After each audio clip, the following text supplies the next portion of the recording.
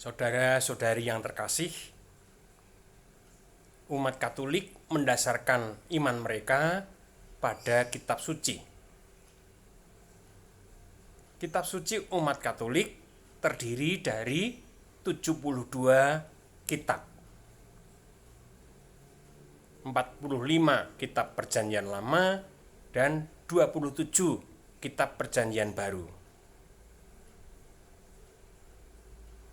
38 kitab Perjanjian Lama aslinya ditulis dalam bahasa Ibrani, sedangkan yang 7 kitab ditulis dalam bahasa Yunani. Sementara itu, semua kitab Perjanjian Baru ditulis dalam bahasa Yunani.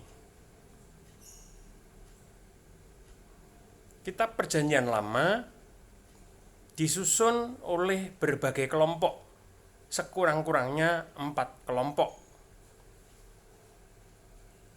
yang berkarya selama 1000 tahun, mulai abad 10 sebelum Masehi sampai abad pertama sebelum Masehi. Kelompok-kelompok itu memiliki kesamaan pandangan mengenai Allah, tetapi juga berbeda-beda pandangannya mengenai banyak hal yang konkret. Sementara itu, kitab-kitab Perjanjian Baru hanya ditulis selama 50 tahun oleh beberapa orang saja. Dalam memahami isi kitab suci, umat Katolik membedakan 2 cara memahaminya. Yang pertama, memahami kitab suci secara pribadi dengan membacanya secara cermat dalam suasana doa dan mengambil kesimpulan bagi dirinya sendiri. Itulah tafsir subjektif atas kitab suci yang berguna untuk diri sendiri. Cara yang kedua adalah tafsir untuk pewartaan bagi orang lain. Orang Katolik yang ingin mewartakan sabda Tuhan kepada orang lain, ia tidak boleh memahami kitab suci hanya secara subjektif. Ia harus memahami kitab suci sedapat mungkin sesuai dengan maksud penulis-penulisnya.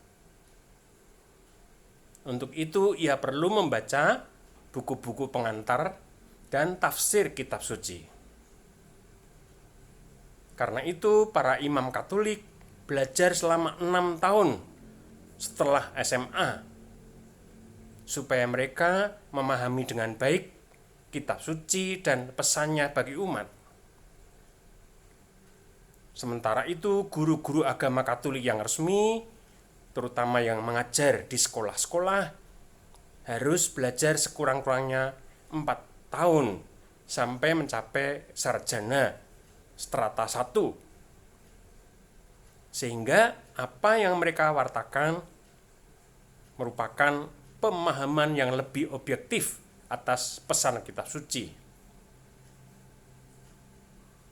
Itulah kiranya yang pantas kita perhatikan mengenai kitab suci umat Katolik. Tuhan memberkati.